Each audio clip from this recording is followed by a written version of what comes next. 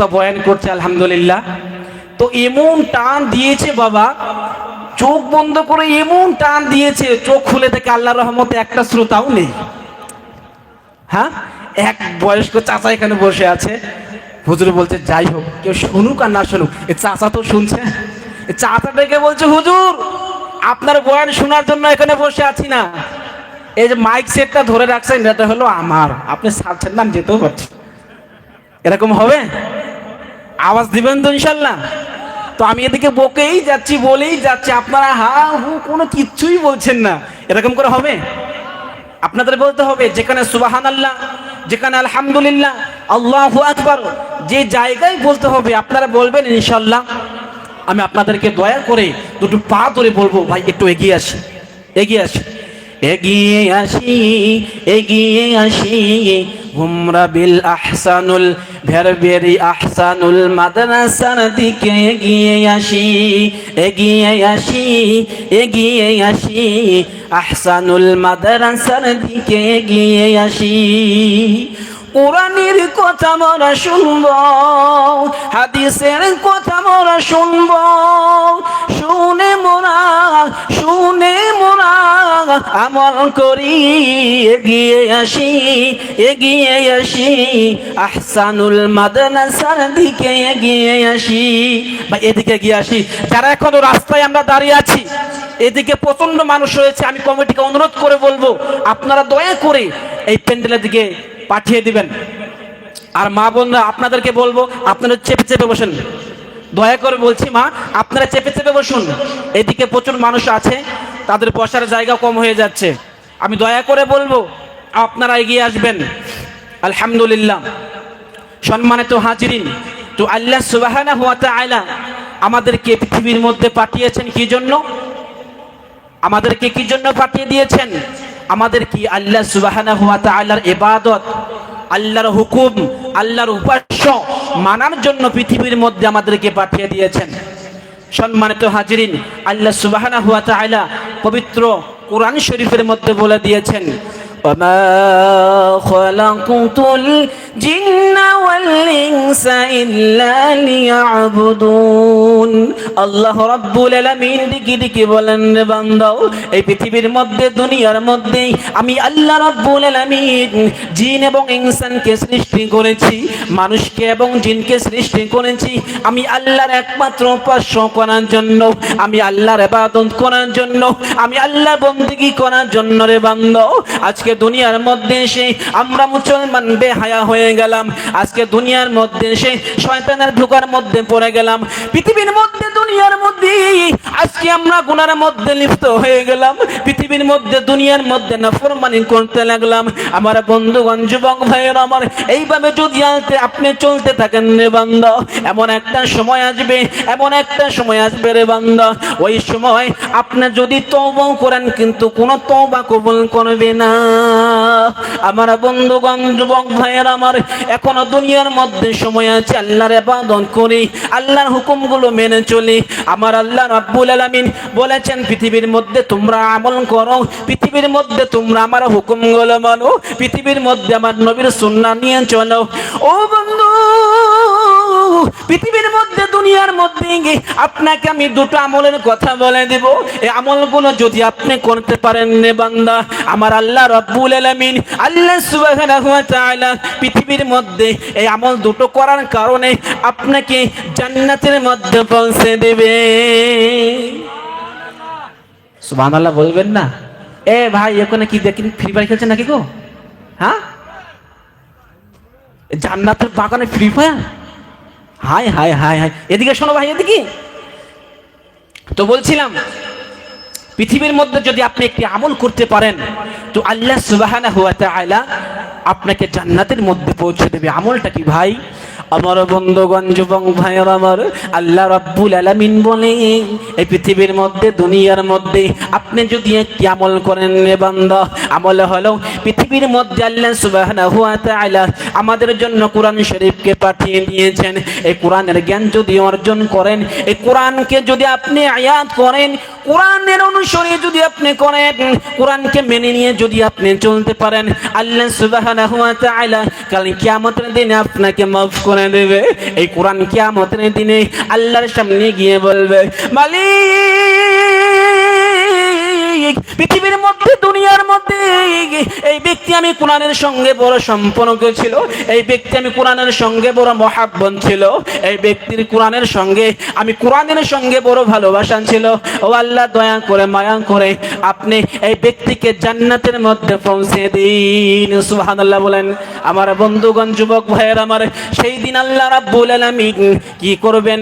এই কোরআনের কথাগুলো শুনে আপনাকে আমাকে জান্নাতের মধ্যে পৌঁছে দেবে। আজকে আমরা এই কোরআনকে মানি না, আজকে আমরা কোরআনকে শেখার চেষ্টা করি না রে বাবা। এই কোরআনের মধ্যে কি রয়েছে? এই কোরআনের মধ্যেই রয়েছে হেদায়েত, এই কোরআনের মধ্যে রয়েছে নাজাত রে বাবা। আল্লাহ সুবহানাহু ওয়া তাআলার যদি প্যারা বান্দা হতে চান, আল্লাহর নেক কাজের মাধ্যম দিয়েই হতে হবে। কি হতে হবে? কি হতে হবে না? আপনি যদি আমল না করেন, আপনি যদি ইবাদত না করেন, আল্লাহর পিয়ারা বান্দা কেমন করে হবেন রে বান্দা? আজকে এই ভেরভেরি অঞ্চলের মধ্যে, এই মাদ্রাসার মধ্যে আল্লাহ রাব্বুল আলামিন, আপনি যদি এই মাদ্রাসার মধ্যে আপনার ছেলেকে পাঠিয়ে দেন, আপনার ছেলেটা কোরআনের হাফেজ হবে, আপনার ছেলেটা আলেম হতে পারবে।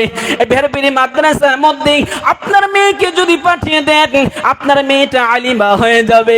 আপনার মেয়েটা যখন আলিমা হয়ে যাবে, আপনার ছেলেটা যখন আলিম হয়ে যাবে রে বাবা, ওই যে আপনি যেদিন মারা যাবেন, 3 টুকরা সাদা কাপড় প্যাকেট করে যখন আপনাকে কবরের মধ্যে রাখবে, ওই সময় আপনি কি হবে? আপনাকে যখন জানাজার মধ্যে নেওয়া হবে, আপনার ছেলেটা যদি আলিম হয়ে যায়, আপনার মেয়েটা যদি আলিমা হয়ে যায়, আপনার ছেলেটা আপনার জানাজার মধ্যে দাঁড়িয়ে যাবে, দুটো হাত তুলে যখন আল্লাহর কাছে কান্নাকাটি করে বলবে, মালিক, এই ব্যক্তি আল্লাহ আমার পৃথিবীর দুনিয়ার মধ্যে আমার বাবা ছিল, আল্লাহ দুনিয়ার মধ্যে আমার জন্য কত কষ্ট করেছে, আমার জন্য কত কষ্ট করেছে গো আল্লাহ। আপনি আপনার পাক কালামের মধ্যে বলে দিয়েছেন, রব্বির হামহুমা কামা রাব্বায়ানি সাগীরা। আল্লাহ রাব্বুল আলামিন কোন ছেলে সন্তান যদি বাবা মার জন্য দোয়া করে, আপনি কবুল করে নেন। আল্লাহ, আমি আজকে আমার বাবার জন্য দোয়া করি, আপনি আমার বাবাকে মাফ করে দেন। আমার বন্ধুগণ, আপনি আপনার ছেলে যখন চোখের পানি দুটো ছেড়ে দেয়, আপনার ছেলে চোখের পানি, আপনার ছেলে চোখের পানি ছেড়ে দেওয়ার আগে আগে ওই দিকে আল্লাহ ফেরেশতাদেরকে ডেকে বলবে, ও ফেরেশতা গো, তোমরা যাও যাও যাও যাও, এই ব্যক্তিকে আমি জান্নাতের ফয়সালা করে দিলাম, এই ব্যক্তিকে তোমরা জান্নাতের মধ্যে পৌঁছে দিল। সম্মানিত হাজিরিন, এই কোরআনের কত মর্যাদা, কোরআনের কত মর্যাদা। আজকে কোরআনের সঙ্গে যাদের সম্পর্ক আছে, আল্লাহ সুবহানাহু ওয়া তাআলা তাদেরকে সম্মানিত করেছে।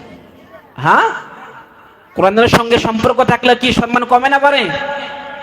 কথা বলেন, কমে কি না বাড়ে? কথা বলছেন না কেন? কোরআনের সঙ্গে সম্পর্ক করতে হবে। একটা উদাহরণ দিচ্ছি আপনাদেরকে। এই যে যখন কোরআন পড়ানো হয়, দেখবেন মক্তবে হোক অথবা মাদ্রাসায় হোক, কোরআন যখন পড়ে তখন দেখবেন একটা রেহাল রেখে দেয়। রেহালটা কিসের থাকে? প্লাস্টিকেরও থাকে এবং কাঠেরও থাকে। আচ্ছা, ওই কাঠ দিয়েই কিন্তু আজকে স্টেজ করা হয়েছে, হয় কি হয়নি? এই কাঠ কিন্তু দেখেন পায়ের নিচে পড়ে আছে। আর ওই কোরআন, ওই যে কোরআনের রেহালটা বানানো হয়েছে, সেটা কোরআনের সঙ্গে কি করা হয়েছে? কোরআনের সঙ্গে লাগিয়ে দেওয়া হয়েছে, যার কারণে সে রেহালের সম্মান বেড়েছে না কমেছে? আল্লাহু আকবার। এজন্য সম্মানিত হাজিরিন, কোরআনের সঙ্গে মহাব্বত করতে হবে। আজকে আমরা যারা গার্জিয়ান রয়েছি, আমরা তো কোরআন শিখতে পারি নাই, আমরা কোরআনকে ইয়াদ করতে পারি নাই, কোরআনের মর্যাদা আমরা বুঝতে পারি না। আপনাদের এখনো সময় আছে, আপনারা যে ভুল করেছেন, এই ভুলটা আপনার ছেলেকে করাবেন না, আপনার মেয়েকে এই ভুলটা করিয়েন না। আল্লাহু আকবার। এখন তো এলেম হাসিল করার জন্য, এলেম শিক্ষা করার জন্য খুবই সহজ। কি সহজ কিনা কঠিন? বাড়ির কাছেই মাদ্রাসা, আলহামদুলিল্লাহ, এখানে পাঠিয়ে দিলেই আলেম হতে পারবে। আপনারা যদি আলেম বানান, কত মর্যাদা রয়েছে জানেন? সম্মানিত হাজিরিন, আমাদেরকে আলেম করতে হবে এবং দ্বীনের শিক্ষা দিতে হবে। দ্বীন শিক্ষা করা কি প্রত্যেকটা নর নারীর উপরে ফরজ করেছেন আল্লাহ সুবহানাহু ওয়া তাআলা। আল্লাহর কাছে কি হিসাব দিবেন? সম্মানিত হাজিরিন, এই দিন শিক্ষা করতে হবে। দিন শিক্ষা করলে কি জানবো আমরা? আমরা সমস্ত ইসলামের যত হুকুম আহকাম রয়েছে আমরা সমস্ত কিছু জানতে পারবো। সাহাবারা কেমন মেনেছেন? আজকে সাহাবারা দুনিয়ার মধ্যেই জান্নাতের সার্টিফিকেট পেয়ে গেল। কিভাবে পেয়ে গেল? এমনি পেয়ে গেল? আল্লাহু আকবার। তারা দ্বীনের সঙ্গে জড়িত ছিল, আল্লাহর হুকুমকে মেনেছে, এই দ্বীনকে মেনেছে।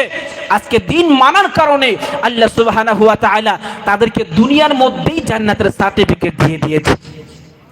একটা ঘটনা আপনাদেরকে শুনিয়ে দিব বাবা। আব্দুল্লাহ আনসারী রাদিয়াল্লাহু তাআলা আনহু আল্লাহর নবীর একজন গরীব সাহাবা ছিলেন রে বাবা। আব্দুল্লাহ আনসারী রাদিয়াল্লাহু তাআলা আনহু আল্লাহর নবী যেদিন বলে দিয়েছেন এই দুনিয়ার মধ্যে থাকতে গেলে আল্লাহর হুকুমকে মানতে হবে, আল্লাহর কোরআনকে স্টাডি করতে হবে, দুনিয়ার মধ্যে থাকতে গেলে নামাজকে আদায় করতে হবে। নামাজ হলো আল্লাহর হুকুম, এই নামাজ যদি আদায় না করেন তাহলে জান্নাতের মধ্যে যেতে পারবে না। আব্দুল্লাহ আনসারী রাদিয়াল্লাহু তাআলা আনহু যেদিন এই কথাটা শুনতে পারলেন না বাবা, আল্লাহর নবী যেদিন বলে দিয়েছেন সেই দিন থেকে কোনোদিন নামাজকে ছেড়ে দেয় না। আল্লাহর নবী যখন মসজিদে নামাজ পড়াতে যান, যখন নামাজটা শুরু হয়ে যায়, এদিকে আব্দুল্লাহ আনসারী রাদিয়াল্লাহু তাআলা আনহু পিছনে সবার পরে মসজিদের মধ্যে চলে যায়। নামাজটা যখন হয়ে গেল, নামাজে যখন আল্লাহর নবী যখন সালামটা ফিরিয়ে দিল, সঙ্গে সঙ্গে আব্দুল্লাহ আনসারী রাদিয়াল্লাহু তাআলা আনহু বাড়ির মধ্যে চলে আসে। এভাবে যখন একদিন, দুদিন, 3 দিন চলতে লাগলো রে বাবা, অন্যান্য সাহাবারা লক্ষ্য করে আব্দুল্লাহ আনসারী এমন কেমন কেন জানি করছে। আল্লাহর নবীকে বলল, ইয়া রাসূলুল্লাহ, ইয়া হাবিবাল্লাহ, আপনার সাহাবী আব্দুল্লাহ আনসারী কি কেন জানি এরকম করতেছে। আপনি যখন নামাজের মধ্যে দাঁড়িয়ে যান, সবার শেষে নামাজের মধ্যে চলে আসে, আবার যখন সালামটা ফিরিয়ে দেন সঙ্গে সঙ্গে বাড়ির দিকে চলে যায়। আল্লাহর নবী, বিশ্ব নবী, নবী মুহাম্মদুর রাসূলুল্লাহ সাল্লাল্লাহু আলাইহি ওয়াসাল্লাম সমস্ত সাহাবাদেরকে নিয়ে বাড়ির মধ্যে চলে গেলেন, আব্দুল্লাহর বাড়ির মধ্যে চলে গেলেন। যাওয়ার পরে আবু বকর ডেকে বলেন, আসসালামু আলাইকুম ইয়া আহলাল বাইত। আব্দুল্লাহ আনসারী বাড়ির মধ্যে আছো কিনা? আব্দুল্লাহ আনসারী কোনো উত্তর দিলেন না, কোনো আওয়াজ দিলেন না। এরপরে ওমর ফারুক ডাকলেন, কোনো আওয়াজ দিলেন না। উসমান গনি ডাকলেন, কোনো আওয়াজ দিলেন না। আলী ডাকলেন, কোনো আওয়াজ দিলেন না। আমার বন্ধুগণ, সম্মানিত হাজিরিন, এরপরে আল্লাহর নবী ডাকলেন, কোনো উত্তর নাই, কোনো আওয়াজ নাই। আল্লাহর নবী সাহাবাদেরকে নিয়ে আবার যখন চলতে শুরু করলেন, ঘুরে যেতে লাগলেন, এমন সময় আব্দুল্লাহ আনসারী পিছন থেকে ডেকে বলেন, ইয়া রাসূলুল্লাহ, ইয়া হাবিবাল্লাহ, আপনি বলুন আমার বাড়িতে কিসের জন্য এসেছেন? আল্লাহর নবী ডেকে তখন বলে, আব্দুল্লাহ আনসারী, তোমাকে যখন ডাকা হলো উত্তর কেন দিলে না?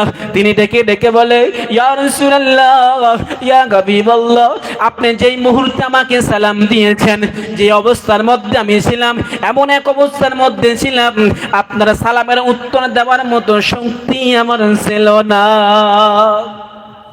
আহা, আব্দুল্লাহ আনসারী বাড়ির মধ্যে আছে, ঘরের মধ্যে আছে, কিন্তু আওয়াজ নেই।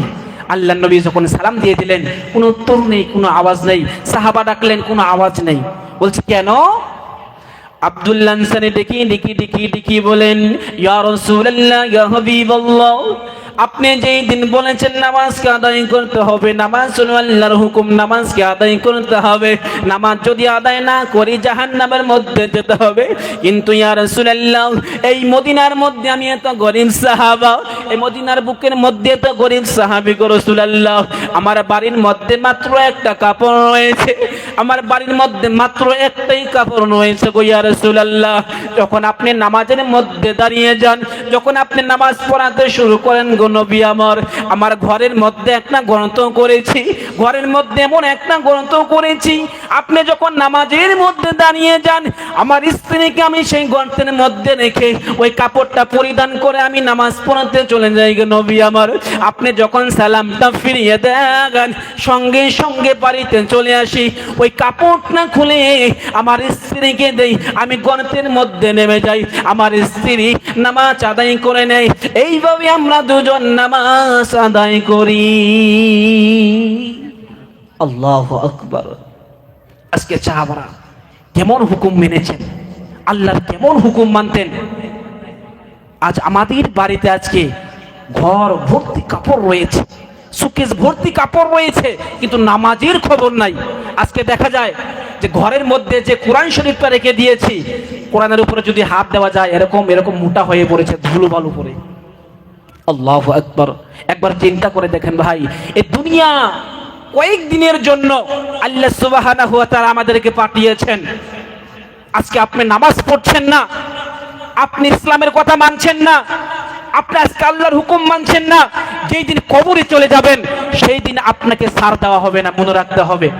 সম্মানিত হাজিরিন, আর কতদিন দেখতে দেখতে 10 বছর, 20 বছর, 50 বছর, 60 বছর হয়ে গেল, কিন্তু আজকে পেশাব করে পানি কিভাবে নেব সেটাই জানি না। আল্লাহু আকবার। বড় কষ্ট লাগে। আজকে মুসলমান মার খাবে না, মার খাবে কে বলেন? আজকে আমরা এমনও হয়ে গেছি, বেঈমানের মতো চলছে। আজকে আমরা মুসলমান, শুধু নামে মুসলমান ভাই, কামে আর মুসলমান না। যে সাহাবারা দুনিয়ার মধ্যে থেকে জান্নাতের সার্টিফিকেট নিয়েছে, আল্লাহু আকবার, তো আমরা আখেরি নবীর উম্মত হয়ে কেন পারবো না? কথা বলেন। এর কারণ হচ্ছে আমরা দিন থেকে সরে আছি, ইসলাম থেকে সরে আছি। আজকে দিন থেকে সরে থাকার কারণে আজকে মুসলমান অপমানিত, লাঞ্ছিত, বঞ্চিত, যেখানেই দেখা যাচ্ছে মুসলমান মার খাচ্ছে। কেন? আজকে এগুলো আমাদের কারণে হচ্ছে, আমাদের ভুল এগুলো। সম্মানিত হাজিরিন, এখনো সময় আছে, ইসলামের মধ্যে চলে আসুন। এখনো সময় আছে, তওবা করুন। এখনো সময় আছে, আপনি দিনের মধ্যে চলে আসুন। এভাবে কয়দিন চলবেন? আল্লাহু আকবার। সম্মানিত হাজিরিন, তওবা করুন। কেমন তওবা করবেন? ওই সাহাবাদের মতো তওবা করুন। সাহাবারা কেমন তওবা করেছেন? আমার বন্ধুগণ, যুবক ভাইয়েরা, আমার মাইস ইবনে মালিক রাদিয়াল্লাহু তাআলা আনহু নবীর এক সাহাবী ছিল রে বাবা।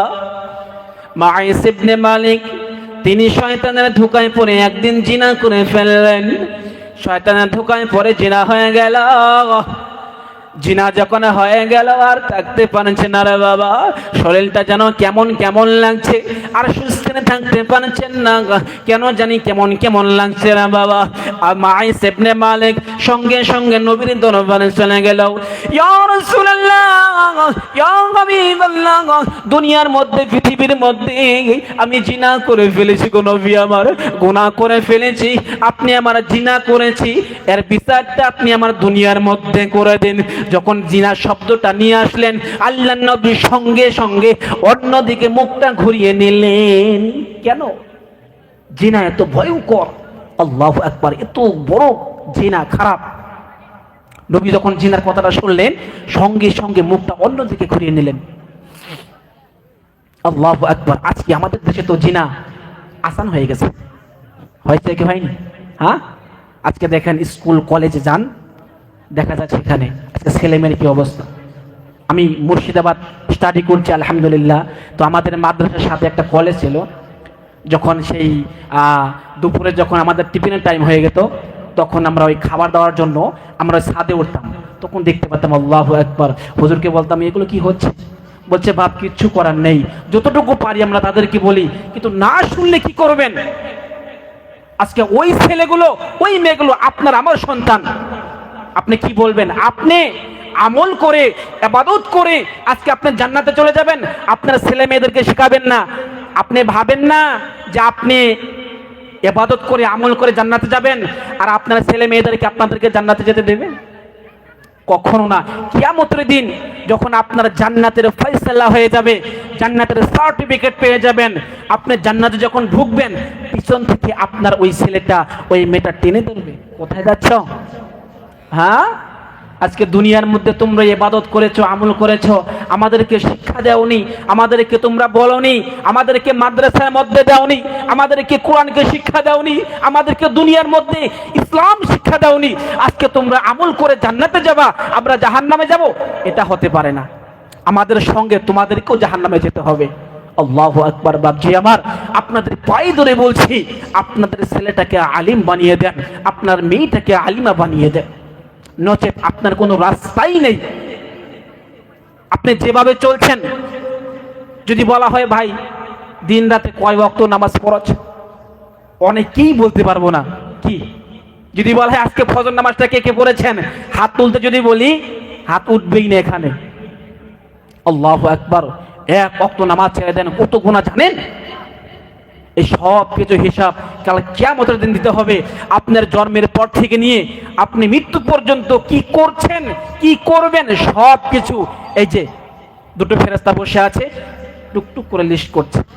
কিয়ামতের দিন আপনি যখন বলবেন, আল্লাহ আমি তো ভালো কাজ করেছি, রোজা করেছি, যাকাত দিয়েছি, আমল করেছি, ইবাদত করেছি, আমি তো অনেক ভালো কাজ করেছি, আল্লাহ আমাকে জান্নাত দিয়ে দিন। তখন আপনি মিথ্যা কথা বলবেন, আপনার মুখকে তালা লাগিয়ে দেওয়া হবে, মুখ দিয়ে কোনো কথা বের হবে না। তখন এই ফেরেশতা এই লিস্ট তখন আপনার সামনে ধরা হবে, আপনারা সব কিছু মনে পড়ে যাবে। যুবক ভাইয়ের আমার, আপনাদেরকে বলবো আমি, এই দুনিয়া সারা জীবন থাকবো না ভাই। আল্লাহু আকবার। এজন্য আমাদের সময় আছে, তওবা করে নেই, তওবা করব, সাহাবাদের মতো তওবা করব। সম্মানিত হাজিরিন, আল্লাহ সুবহানাহু ওয়া তাআলা দুনিয়ার মধ্যে আমাদেরকে গুনাহ করার জন্য পাঠাই নাই। আমার বন্ধুগণ বলতেছিলাম আমি, মাইস ইবনে মালিক নবীর দরবারে চলে গেল। নবী আমার ডিকি ডিকি ডিকি ডিকি বলেন, সাহাবারা তোমরা কি কোথায় আসো, শোনো শোনো শোনো শোনো শোনো, তোমরা খবর নিয়ে দেখো, তোমরা খবর নিয়ে দেখো সাহাবী সত্যি জিনা করেছে কিনা। সাহাবারা খবর নিয়ে দেখবেন, সত্যি তো জিনা করে ফেলেছে, জিনা হয়ে গেছে। আল্লাহর নবী তখন ডিকি ডিকি বলবেন, ও সাহাবারা তোমরা যাও যাও যাও যাও যাও যাও, মাজা পর্যন্ত গর্ত খনন করো, এই সাহাবীকে সেই গর্তের মধ্যে মাজা পর্যন্ত দাবাইয়া পাথর নিক্ষেপ করে হত্যা করে দাও। জিনার শাস্তি। হ্যাঁ, আমাদের যেতে আজকে বিচার হচ্ছে। আল্লাহু আকবার। নবীকে যখন এই কথা বলে দিবেন, সাহাবারা সঙ্গে সঙ্গে চলে যাবেন। ওই কি করবেন, আল্লাহর নবীর কথা অনুযায়ী তাকে বিচার করানো হবে। ওই যখন মাজা পর্যন্ত দাবানো হবে, এরপরে পাথর নিক্ষেপ করে যখন হত্যা করে দেবে রে বাবা, ওই সাহাবার শরীর থেকে এক ফোঁটা রক্ত এসে অন্য সাহাবার গায়ের মধ্যে লেগে গেল। যখন অন্য সাহাবার গায়ের মধ্যে লেগে গেল, ওই সাহাবা ডিকি ডিকি ডিকি ডিকি বলেন, এই কি হয়, কি হয়ে গেল? ওই একজন নাফরমানের শরীরের রক্ত আমার শরীরের মধ্যে লেগে গেল, একজন জিনা করে রক্ত আমার শরীরের মধ্যে লেগে গেল। আল্লাহর নবী তখন ডেকে ডেকে বলবেন, ও সাহাবী তোমরা শোনো শোনো শোনো, এই কি বলছো তোমরা, তোমরা জানো না জানো না, এই সাহাবী যে তওবা করেছে, এই সাহাবীর তওবা আল্লাহ রাব্বুল আলামিন এমন ভাবে কবুল করেছেন, এমন ভাবে পছন্দ করেছেন যে এই সাহাবীর তওবা যদি এই পৃথিবীর সমস্ত বেঈমানদেরকেও যদি ভাগ করে দেওয়া হয়, আল্লাহ রাব্বুল আলামিন ওই তওবা করার কারণে প্রত্যেকটা বেঈমানকে আল্লাহ maaf করে দিবেন। আল্লাহু আকবার। তারাও তওবা করেছে, হ্যাঁ, আর আমরা তওবা করি। কি তওবা করি ভাই? সকালে তওবা করতে, বিকালে সে গুনাহ শুরু করে দিয়েছে। তওবা মতো তওবা করতে হবে। সম্মানিত হাজিরিন, আল্লাহ সুবহানাহু ওয়া তাআলা এই দুনিয়ার মধ্যে আমাদেরকে সারা জীবন থাকার জন্য পাঠায় নাই। আল্লাহ সুবহানাহু ওয়া তাআলা এই দুনিয়ার মধ্যে আমাদেরকে কিছুদিনের জন্য পাঠিয়ে দিয়েছেন। সম্মানিত হাজিরিন, আমি অল্প সময় দেওয়া হয়েছিল, আমি আর 2 মিনিটের মধ্যে সংক্ষিপ্তভাবে দুটো কথা বলে শেষ করে দেবো ইনশাআল্লাহ। কি গো, মা বোনদের দিকে বসে আছে, কিছু বলতে হবে না? মা বোনদের বসে কিছু বলতে হবে তো? তো সম্মানিত হাজিরিন, মা বোনদের তোমাদেরকে বলছি আমি যে দুনিয়ার মধ্যে তোমাদের জন্য জান্নাত তো খুবই সহজ, কঠিন সহজ। তোমরা এই আমল কটা করতে পারলেই জান্নাতি। সম্মানিত হাজিরিন, আমার মা বোনদেরকে বলছি, দুনিয়ার মধ্যে তোমরা 4টি আমল করতে হবে তোমাদেরকে। কয়টি বাপ? 4টি। এই 4টি আমল যদি আপনারা দুনিয়ার মধ্যে করতে পারেন, আপনাদের জন্য জান্নাতে যাওয়া কঠিন সহজ হয়ে যাবে। তার মধ্যে 1 নম্বর যে আমলটা হলো, সেটা হলো দুনিয়ার মধ্যে আপনাকে নামাজের পাবন্দি করতে হবে। নামাজ যদি ঠিক মতো গুরুত্ব দিয়ে সময় মতো যদি আদায় করতে পারেন, আল্লাহ সুবহানাহু ওয়া তাআলা আপনাকে জান্নাতে দিবেন। 1 নম্বর যেটা বলছি, আমি খুব সংক্ষিপ্তভাবে বলছি বাবা, কারণ এরপরে অনেক বক্তাগণ রয়েছে, তাদেরকে কত সময় দিতে হবে, হবে কি হবে না? তো 2 নম্বর যে আমলটা আপনারা করবেন, সেটা হলো রোজা রাখতে হবে দুনিয়ার মধ্যে। এই সামনে রোজা ভাই, আর কয়দিন আছে? 2-1 মাস হয়তো আছে। 2-1 মাস পরে রোজা চলে আসছে। রোজা রাখা কিন্তু ফরজ, মনে রাখতে হবে, রোজাকে রাখতে হবে, রোজাকে ছেড়ে দেওয়া যাবে না। মা বোনদেরকে বলছি, মা দুনিয়ার মধ্যে আপনারা আমলগুলো করুন। 2 নম্বর যেটা বললাম, দুনিয়ার মধ্যে রোজাটা রেখে দিবেন। 3 নম্বর বলছি, আপনার স্বামীর খেদমত করবেন। মা, দুনিয়ার মধ্যে যদি স্বামীর খেদমত করতে পারেন, স্বামীকে যদি ভালোবাসতে পারেন, দুনিয়ার মধ্যে যদি স্বামীকে মহাব্বত করতে পারেন, আপনার জান্নাতে যাওয়া খুবই সহজ হয়ে যাবে। এরপরে 4 নম্বর যে আমলটা করবেন সেটা হলো আপনার লজ্জাস্থানকে হেফাজত করতে হবে। শুধু মা বোনদেরকেই না, আমাদের প্রত্যেকেই লজ্জাস্থানকে হেফাজত করতে হবে। আজকে গুনাহ, মানুষ বেশিরভাগ জাহান্নামে যাবে 2টি কারণে। একটা হচ্ছে এই লজ্জাস্থানের কারণে, এটা হেফাজত না করার কারণে। আর 2 নম্বর হচ্ছে আমাদের জিহ্বার কারণে। এই জিহ্বা দিয়ে যত মিথ্যা কথা, যত ফাহেসা কথা আমাদের মুখ দিয়ে বের হয়। সম্মানিত হাজিরিন, তো আল্লাহ সুবহানাহু ওয়া তাআলা দুনিয়ার মধ্যে অল্প সময়ের জন্য পাঠিয়েছেন। এজন্য অল্প সময়ের মধ্যেই আমাদেরকে আমল করে কবরের মধ্যে যেতে হবে। কিভাবে আমল করব? দুনিয়ার মধ্যে আমরা একত্রিত হয়ে যাব, আমরা মুসলমান সবাই একত্রিত হয়ে যাব, দুনিয়ার মধ্যে আমল করব, কেউ কাউকে দেখে হিংসা করব না। আল্লাহর নবী হাদিসের মধ্যে বলে দিয়েছেন, আল মুসলিম কাল মুসলিম, মুসলমান মুসলমানের ভাই। আল্লাহর নবী অপর এক হাদিসের মধ্যে বলে দিয়েছেন, আল মুমিনু কা জাসাদিন ওয়াহিদিন, প্রত্যেকটা মুসলমান একটা শরীরের মতো, প্রত্যেকটা মুসলমান একটা শরীরের মতো। আল্লাহর নবী বলেছেন যে কোন শরীরের মধ্যে যদি, আপনার শরীরের মধ্যে যদি আপনার মাথার মধ্যে আঘাত করা হয়, আপনার সম্পূর্ণ শরীরটা জাগ্রত হয়ে যায়। আপনার পায়ের মধ্যে যদি আঘাত করা হয়, আপনার সম্পূর্ণ শরীরটা জাগ্রত হয়ে যায়।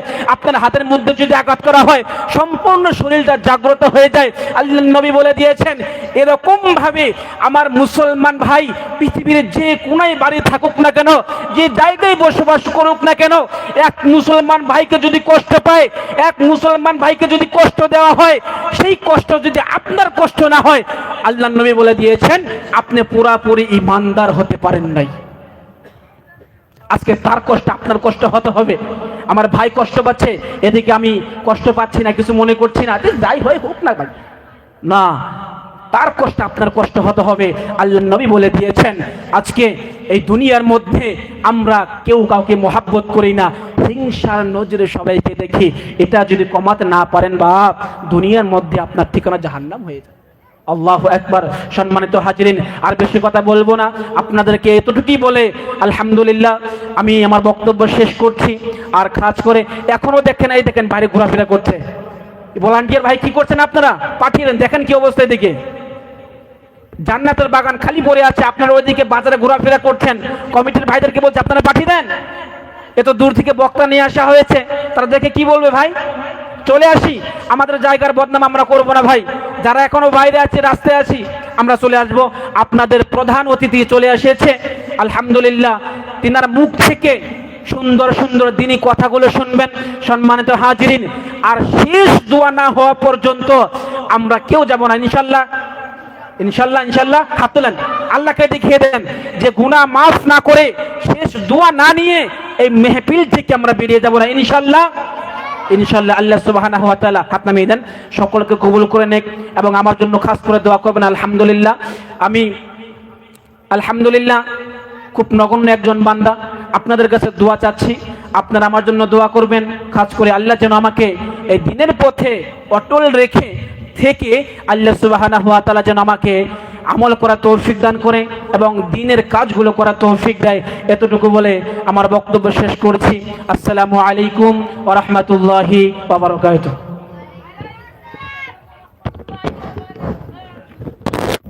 আলহামদুলিল্লাহ ভাইয়া, তখন পর্যন্ত আমাদের সম্মুখে হাফিজ মাওলানা সাইদুল ইসলাম সাহেব অনেক মূল্যবান বক্তব্য প্রদান করছেন। আমাদের সম্মুখে বড় দামি দামি কথা হাদিস ও কোরআনের আলোকে আমাদের সম্মুখে পেশ করলেন। তো ভাই, আমরা প্রত্যেকে সে কথাগুলো খালি শোনা নয়, শোনার পরে সেটা আমলের চেষ্টা করব ইনশাআল্লাহ। এই আমার মহতরম সাইদুল ইসলাম সাহেবকে এতক্ষণ সময় পর্যন্ত হাদিস ও কোরআনের বক্তব্য রাখার জন্য আপনাকে অশেষ অশেষ ধন্যবাদ জ্ঞাপন করি। যাই হোক ভাই, এখন আপনাদের সম্মুখে আসছেন মাওলানা হাবিবুর রহমান, শিক্ষক, খেরবাড়ি হাই স্কুল।